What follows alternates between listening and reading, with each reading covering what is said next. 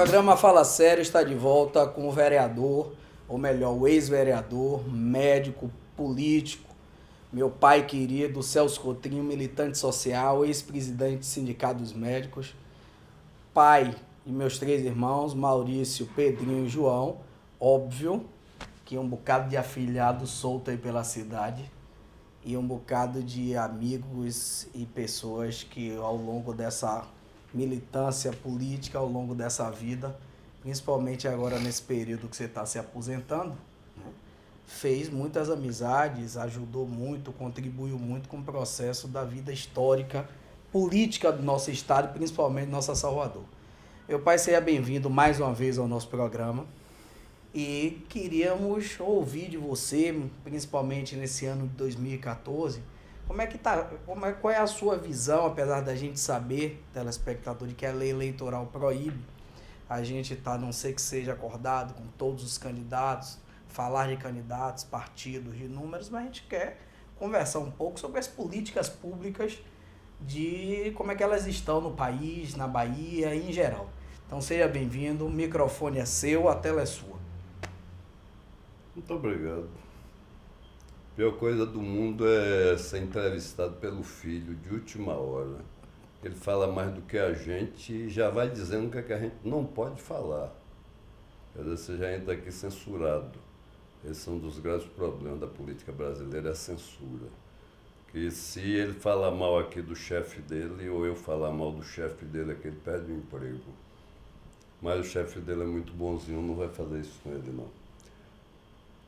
Meu filho, da vida, que eu estou me aposentando, como você disse, que já estou chegando numa certa idade, ou seja, a vida da gente é mais ou menos tipo um carro, um veículo.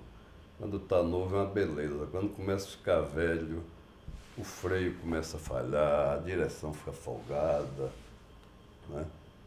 Os limpadores de para-brisa já não funcionam mais, então é a ladeira que a gente sobe primeiro, depois quando começa a descer os pneus do carro estão careca. Aí a possibilidade de um desastre é imensa, né? Mas pode trocar os pneus, pode trocar o limpador, pode fazer a recalchutagem como um todo. Eu mesmo fiz recalchutagem no meu carro. Mas do seu carro, mas fazer uma recalchutagem depois de uma certa idade, você pode mudar até a fantasia, mas o conteúdo ele continua idoso. A possibilidade é essa, e o corpo e o organismo vai se deteriorando por fora e por dentro. Tem muita gente que não acredita e morre de medo de morrer, né? Como se isso não fosse acontecer. A coisa mais certa que tem, desde que a pessoa é gerada, desde que o indivíduo é gerado, pode ser abortado, não é?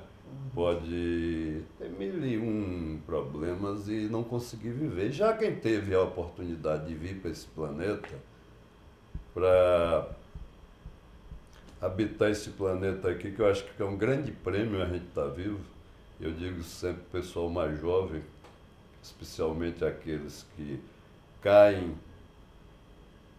em determinadas atividades aí que os levam à morte antes de completar os 25 anos, estou falando das drogas, logo imediatamente. Da vida marginal. Nós estamos com um problema, falando em política de coisa séria, a gente está tendo quase 120 mortos por mês na grande região metropolitana de Salvador. E é no Brasil inteiro, você pega, liga a televisão, liga o rádio, olha os jornais, você vê do norte a sul, de leste a oeste no Brasil, essa mortalidade, essa mortandade, o crime tomando conta da cidade. Eu me lembro que há algum tempo atrás, saiu estampado no Jornal à Tarde, que o slogan do Jornal à Tarde é o jornal que não falta com a verdade, era mais ou menos coisa dessa. Eu me lembro que o crime tinha tomado conta daqui da Bahia, eu ainda, coisa de uns 20 anos atrás, mais ou menos, foi lá para 90, 91. À Tarde tem isso, inclusive você acha no Google, se você quiser, se você frequenta e mexe com informática. Então quem está nesse mundo está sujeito a tudo, está sujeito a ser bom, está sujeito a ser ruim, está sujeito a ser intermediário, que ninguém é perfeito, mas a gente tem que se esforçar pelo menos para tentar mudar um pouco ou muito, a gente conseguir exterminar talvez, com as desigualdades. Mas nos períodos eleitorais, é que é interessante, aí aparecem muitos analistas políticos, entre aspas, né, que não analisam absolutamente nada. Escrevem ou falam aquilo que os chefes ou donos dos jornais, revistas, televisões, rádios, etc. Não aponte para mim, não, que aqui eu não recebo pauta. Aqui o tema é livre e o telespectador me acompanha falar nisso, nos deu os parabéns. Não precisamos citar data, mas hoje você vê como as coisas simbólicas da vida. Hoje a gente completa 4 anos de programa, então aqui ninguém pauta. Mas, pois é, fala sério. Então é isso que eu estou lhe dizendo. Espero que você, inclusive, continue com o seu programa e que não obedeça a pauta de patrão, a pauta do chefe político, a pauta de ninguém a não ser da sua consciência, da sua cabeça, das verdades que você vê ou que você apalpa. Né? Porque tem um deficiente visual que ele não vê, mas apalpa e ouve.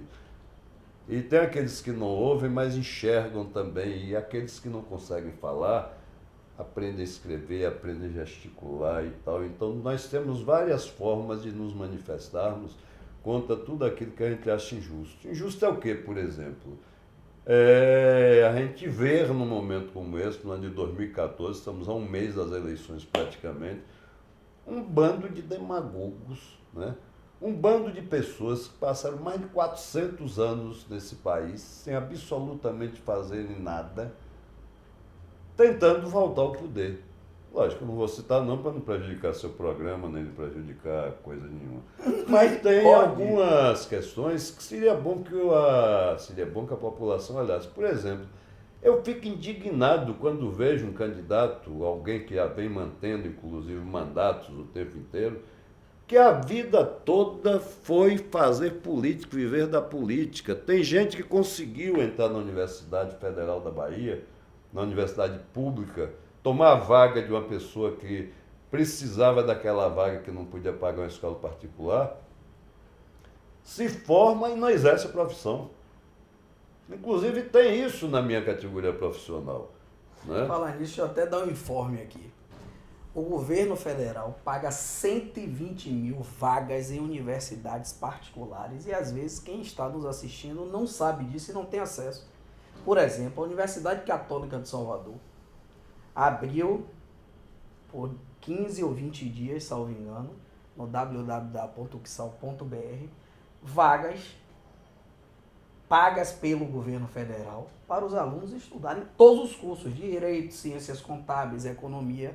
E aí, às vezes, os pobres ficam achando que não tem oportunidade de estudar em universidades particulares. Tem 120 mil vagas em universidades particulares pagas pelo governo federal. E nos últimos anos, além de aumentar o número de vagas nas escolas particulares, que o governo paga, foram construídos novos centros tecnológicos, criadas novas universidades federais, estaduais, não é? Houve financiamentos, etc, etc. Eu fico indignado quando vejo uma pessoa que entra na universidade pública, gente que pode pagar, e que sai da universidade, fica rico, milionário, da noite para o dia, a gente não sabe como, só ocupando cargos públicos, e nunca trabalharam na profissão, nunca tiveram a profissão. E são muitos aqui na Bahia, que se for lá e pegar aqui na Bahia, se a gente for ver algumas candidaturas, pergunte a alguns candidatos, quando o candidato chegar, meu amigo, vem cá, você é formado, porque eu sou doutor nisso, daquilo. Ele tá bom, e você já trabalhou em sua profissão? Nunca. Vou falar nisso, quantos anos de profissão tu está se aposentando Eu, agora? 40 anos. Como clínico geral, sanitarista e legista. E médico do trabalho. E médico do trabalho. Pois é. E sempre trabalhei. Nesse Mesmo quando período, tive mandato, trabalhava, não pedi licença. Mesmo quando fui dirigente de sindicato, do Sindicato dos Médicos, tinha direito à licença para não trabalhar, mas continuei trabalhando. Então, outra coisa que está terrível, a gente precisa fazer uma reforma política nesse país, a gente precisa imediatamente acabar com essa farra dos partidos políticos. Tem mais de 50 partidos políticos no Brasil hoje, praticamente. Quer dizer, partidos são verdadeiras legendas de aluguel. Ou seja, você forma um partido, eu não consigo formar o meu, né? Aí eu vou lá e alugo o seu, porque você não tem voto, você só quer meu dinheiro, eu tenho que pagar para sair candidato e sobrevivo disso. Não são partidos que não têm enraizamento nos movimentos populares. Os caras pouco estão se lixando para os eleitores, parecem até, quando saem candidatos, aquele personagem de chicanismo chamado Justo Veríssimo, que diz que quero que o pobre se exploda. Né?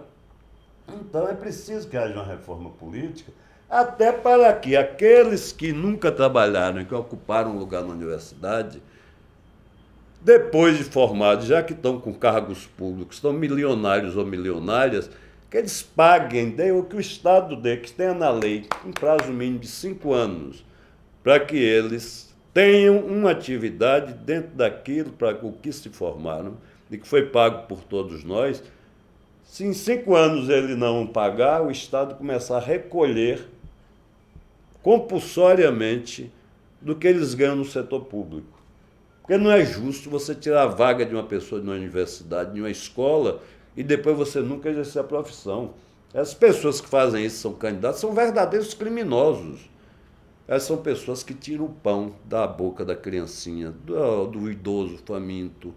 Não é? São as pessoas que são responsáveis pela desigualdade. E o pior de tudo, ainda alguns se passam por pessoas que têm compromisso com a maioria, pessoas, vamos dizer, que se dizem socialistas e por aí lá vai.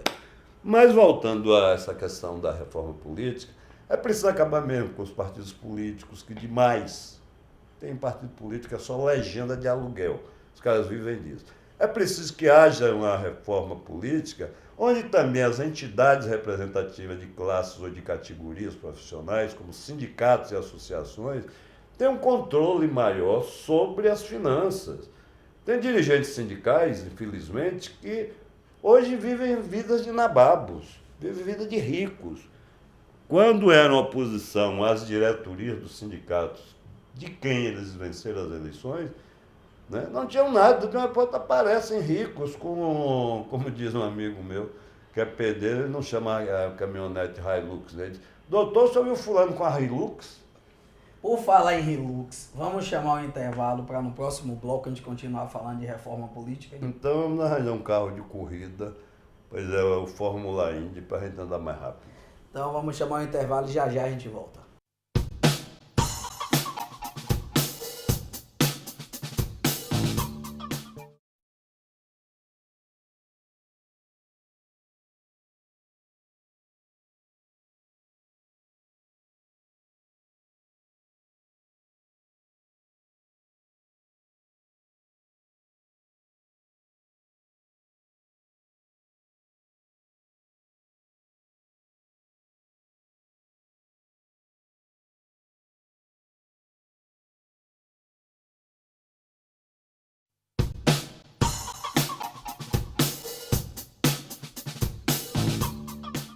Estamos de volta com o programa Fala Sério, com ex-vereador, médico, militante do movimento sindical, militante do movimento social, pai, avô. Já não poderia deixar de falar, inclusive aqui, de Ana Vitória, de Noah, de Thor, de Mauricinho, seus netos, meus sobrinhos, para dizer de que você agora, além dessas tarefas todas na vida, também agora é avô, né? Há algum tempo, né? Tomara que não tenha outro intervalo, senão daqui a pouco você fala de meus bisnetos, trisnetos e por aí lá vai. E você tem bisneto e trisneto? Não, ainda não. Vamos mudar de assunto. Vamos voltar para a sua entrevista aí, porque senão a gente não acaba isso nunca. Sim, mas nós no primeiro bloco fechamos fazendo análise.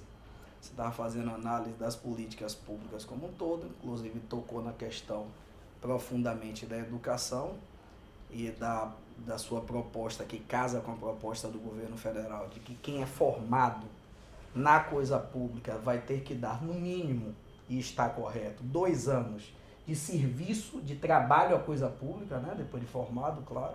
Ganhando, lógico. Sim, natural. Né, com a proposta do governo mas federal, que não também aprova essa proposta. Vá logo para a iniciativa privada, deixando desassistido ou desservido, vamos chamar assim, as unidades de saúde pelo país como um todo, né? Falou das drogas também no primeiro bloco. Da violência, foi. Da violência como um todo. Que é culpa do consumo, principalmente de drogas as mais refinadas, pela elite que cheira como brincadeira quando a gente conhece alguém importante, entre aspas, que a gente, mas rapaz, você está dando esse mau exemplo? Não, eu só estou brincando. Eu digo, não, quem sustenta o tráfico de drogas não é o crack, não é a maconha, não.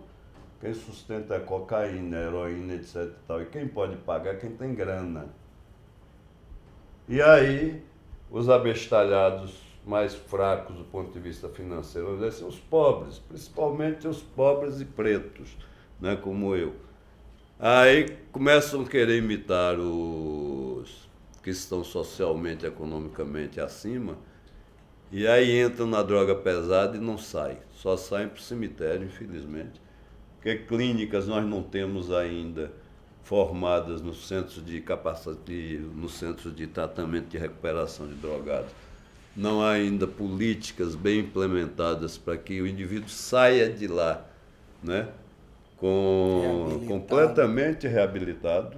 Não tem. Na sociedade. Não adianta ficar somente nessas clínicas de recuperação. Você teve até um projeto na Câmara de Vereadores de Salvador, aprovado por unanimidade, que era da implantação do primeiro centro de tratamento de dependentes químicos. De dependentes químicos, com médicos, psicólogos, profissionais de saúde em geral. Esse centro de dependentes químicos tinha psicólogo, médico... Muito profissional, e a pessoa sairia dali de dentro para desenvolver uma atividade profissional lá dentro, teria que ter os treinamentos, como tem em Cuba.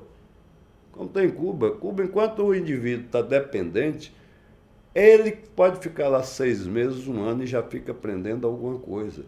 E se reincidir, ele volta e fica fechado. Não é como aqui esses centros que a gente vê que infelizmente eu vou ter que falar, alguns pastores, entre aspas também, porque para mim não são pastores, né, que utilizam o dependente químico para ficar vendendo bugiganga dentro de ônibus, dentro de lancha que faz a linha Ilha-Salvador, dentro do ferry-boat, etc. Estão vendendo bugigangas e o dinheiro vai para o bolso dele.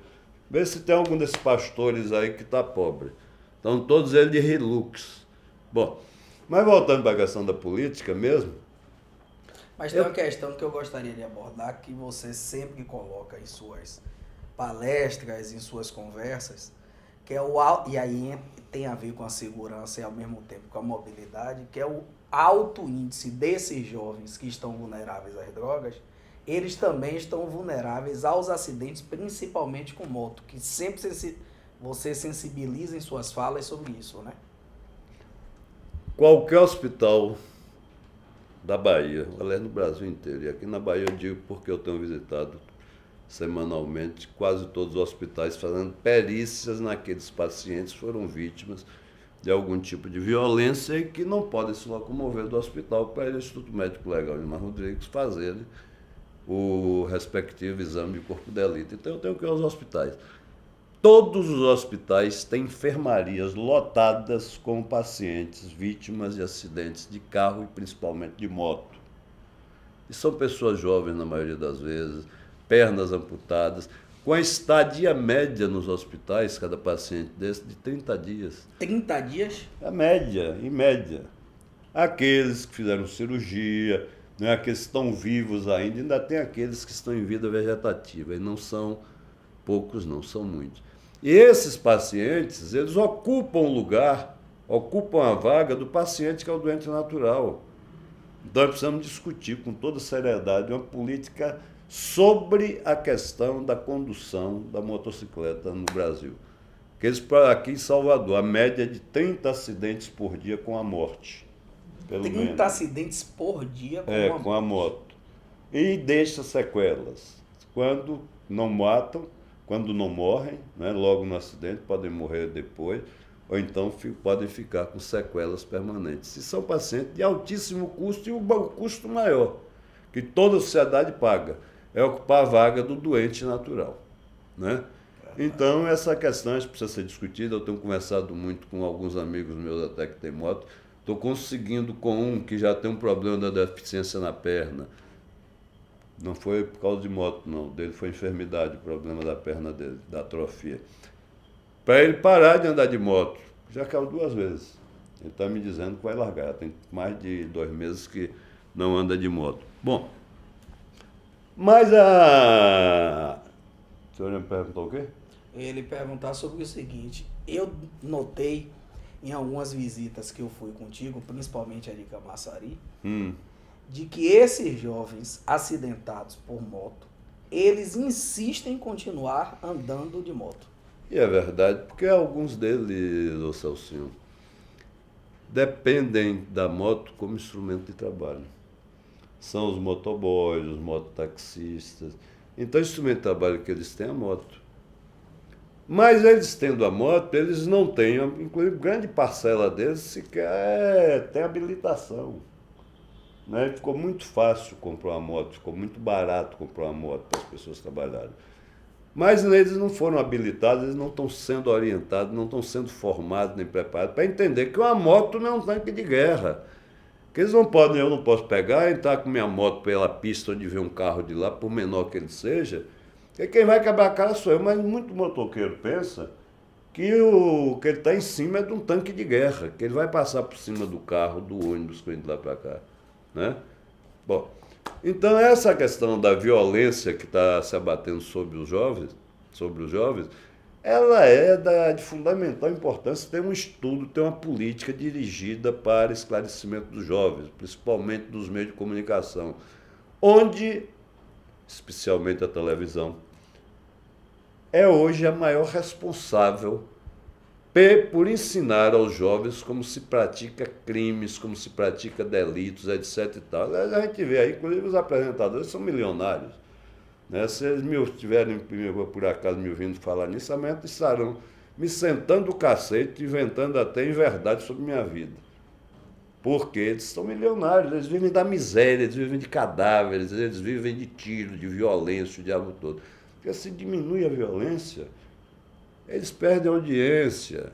A Câmara não vai ficar mais nervosa, nem menos nervosa, não. A Câmara simplesmente ela vai parar de transmitir aquilo, porque não interessa a população. Então, quando começam a mostrar muito isso, explorar muito isso, que dá muito ibope, que eles ficam mais famosos e ganham mais